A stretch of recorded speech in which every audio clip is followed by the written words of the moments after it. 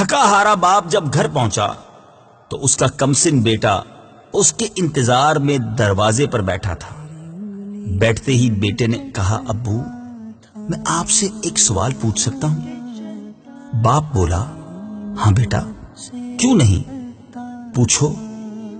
بیٹا بولا، ابو آپ 1 گھنٹے میں کتنا کماتے ہیں؟ باپ نے سوچتے ہوئے کہا، 500 روپے۔ بیٹے نے مایوسی میں اپنا سر جھکا لیا، پھر اچانک اس کے ذہن میں کوئی بات آئی تو اس نے سر اٹھا کر کہا، ابو کیا آپ مجھے 250 روپے قرض دیں گے؟ باپ کا پارا ایک دم چڑھ گیا، غصے سے بولا، گھٹیا کھلونے یا فضول چیزوں کے لیے قرض مانگنے سے بہتر یہی ہے کہ اپنے کمرے میں جاؤ اور سو جاؤ۔ بیٹا خاموشی سے مڑا اور کمرے میں جا کر دروازہ بند کر دیا۔ جب باپ کا غصہ تھوڑا ٹھنڈا ہوا تو سوچنے لگا کہ اس نے کبھی مجھ سے اتنے پیسے نہیں مانگے، تو آج کیا وجہ ہو سکتی ہے؟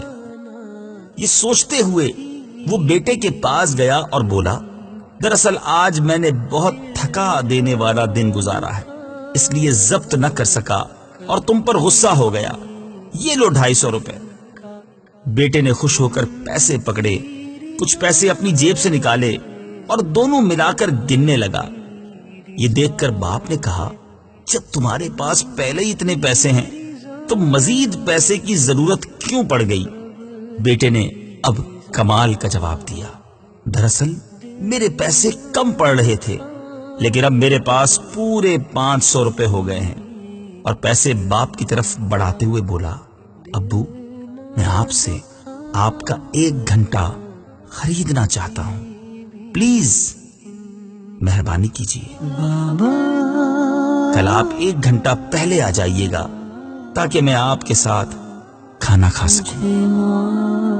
سوچئے کہیں ایسا تو نہیں کہ دنیا کی کام کاج میں ہم اپنے گھر والوں کو وقت دینے میں کوتاہی کر رہے ہیں۔ یہ ہمارے ہی بچے ہیں، ہمارے ہی گھر والے ہیں، انہیں وقت دیجیے، ان کے ساتھ زندگی کے حسین لمحات گزاریے، ان کی اچھی تربیت کیجیے، کیونکہ ہمارے مرنے کے بعد ہمارے نیک بچوں ہی نے ہمارے لیے ایصال ثواب کرنا ہے۔